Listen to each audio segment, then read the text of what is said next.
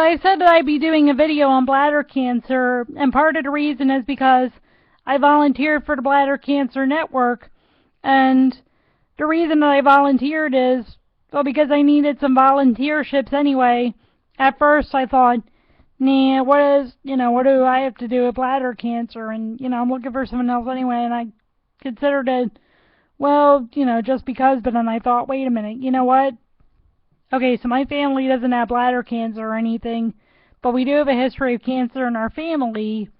And then also I mentioned I have irritable bowel syndrome before, so if someone with a history of cancer in his or her family has irritable bowel syndrome or any, for lack of a better term, any other conditions that would certainly affect continence or lack thereof, then they might want to figure out, for lack of a better term, what the heck bladder cancer is. And of course it's exactly what it sounds like, cancer of the bladder.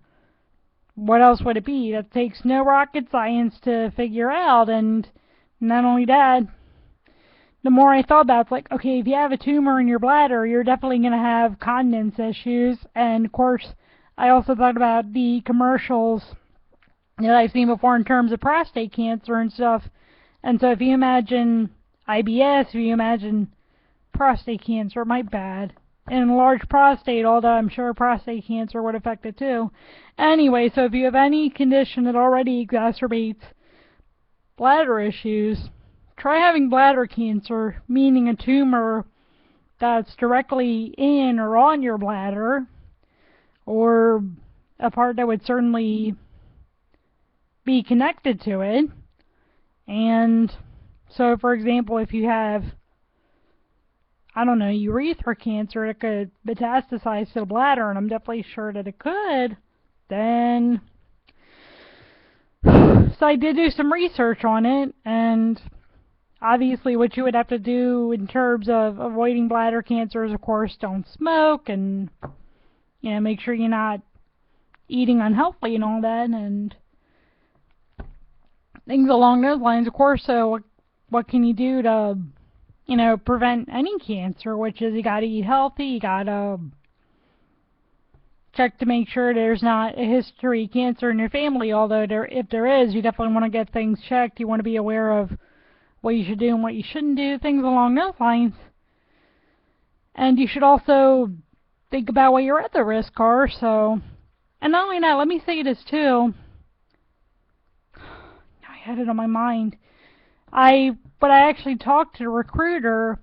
She said that bladder cancer is actually the most diagnosed cancer in the United States, but it's the one that's actually least heard about. So, I mean, sometimes you want to look below the surface and look at all risks that you would never have thought about. And you want to learn all the facts that you can. So, anyway, there's that. And I also have some resources if you want to learn more about bladder cancer, and I'm definitely going to look up things more.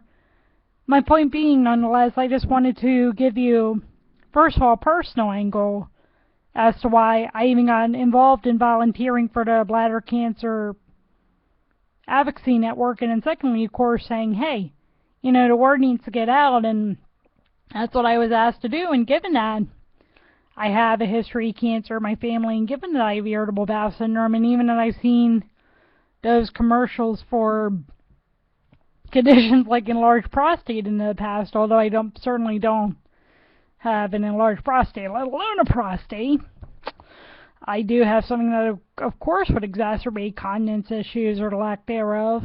And I also have a history of cancer in my family, and as I said, if someone has bladder cancer, that can certainly affect their continence, and of course they also have cancer, so that's,